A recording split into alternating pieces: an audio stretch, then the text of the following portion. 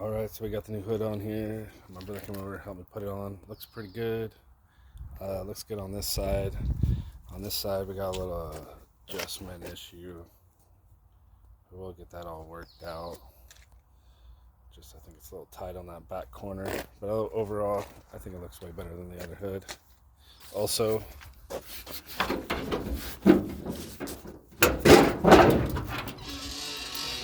today we hooked up the two-step, got that all wired in. It's really easy, just hooked up to the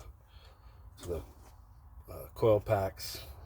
Just hooks right up, wired up around, wired up over here. Just hooked it up to a switch. Later on I'll hook it up to the brake light switch to make it more functional. But here, let's start this thing up, hear what it sounds like.